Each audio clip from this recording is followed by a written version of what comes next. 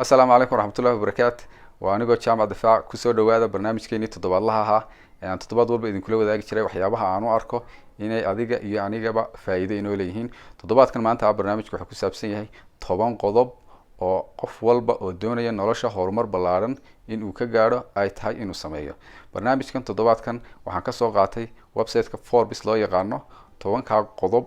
برنامج كوكبنا وحها لبعتن قضب أيها وحكدي طبعا قضب waan soo koobay anigoo doonaya oo ka saaray waxyaabaha aan inagu haboonayn ee aan Soomaali ahaan inagu haboonayn dhaqan ahaan inagu haboonayn qodobada aan ka saaray waxa kamid ah in la iska daayo qabyaaladda iyo cunsuriyadda maadaama aynu Soomaali nahay oo aan taasi suuragal inaga ahayn waan ka saaray waxa si waqti iska galman qodobadan maanta waxa ugu horeeya qodobka koobaad oo muhiimka ah oo qodobka ugu muhiimsan ah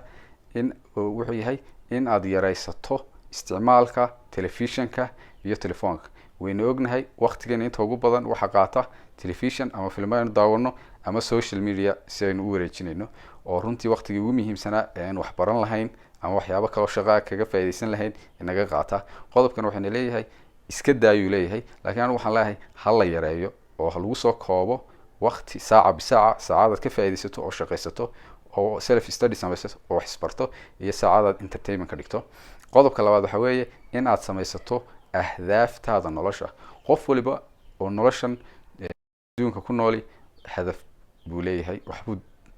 dunida u joogaa marka laga yimaado ta Ilaahay iyo ta guud qof waliba inuu hadafkiisa iyo wuxuu doonayo iyo wuxuu jecel yahay inuu adduunka ka meel gaaro oo ka midho dhaliyo inuu ogaado kadibna qorto oo meel ku samaysto si uu mar walba u eego inuu wixii uu doonayay gaadhay iyo in aanu gaadhin ayaa muhiim ah qodobkan xooranayaa qoro ahdaaftaada meel ku qoro oo ku xafido qodobka saddexaad waxa weeye in aad ka faa'iideysato fursadaha nolosha ku soo mara oo aad noqoto qof soo jeeda oo mar walba waxa dhinacyadiisa ka dhacaya la socda haday suuq tahay iyo ganacsi tahay iyo haday waxyaabo kale shakhsi tahay qof soo jeeda oo fursadaha badan ee hareerihiisa yaala markiiba arki kara kana faa'iideysan kara inaad noqoto qodobka afraad waxa weeye in aad la saaxiibto dadka horumarka jecel waxa la yiri qof waliba wuxuu noqdaa shanta qof ee uu la saaxiibka yahay haddaad shan qof oo horumarka jecel oo adigu meeshaad higsanayso oo reeri gaadhay la saaxiib tahay waxa hubaal ah adiguna inaad gaadhayso saad ama iyagu ha ku tilmaamaan ama ku dayo ama la tartan si uun ha noqoto inay horumar iyo bosad wax wanaagsan aad ka faa'iideysid qodobka shanaad waxa weeye in aad mar walba awoodda saarto hal waxa ugu muhiimsan ama labada wixii ugu muhiimsan ee aad ku fiican tahay awoodda saar ha noqon qof boodbooda oo hadba meel u booda oo hadba wax qabto oo 20 wax hadba mid u booda isagoo aan ka gungaarin hal wax qabso ka midho dhali ka gungaad haddaad mar walba wax ka boodo taasina waa waxyaabaha ka mid tahay aan horumarka lagu gaarin qodobka toddobaad waxa weeye inaad noqoto qof flexible ama qof isla bedeli kara xaaladda haddii wax isla bedela aan meel ku dhegsanaan waayo adduunkan waa adduun mar walba isbedelaya oo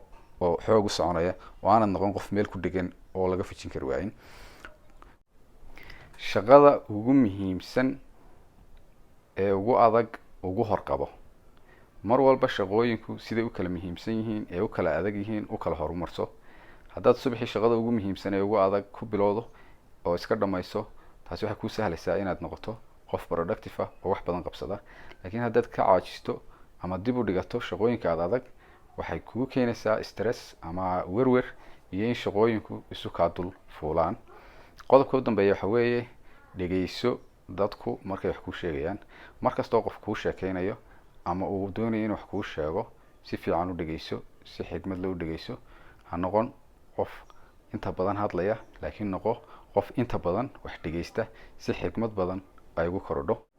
fadlan YouTube channel keenan si aad ugu xidhnaato oo aad u hesho wax kasta soo gala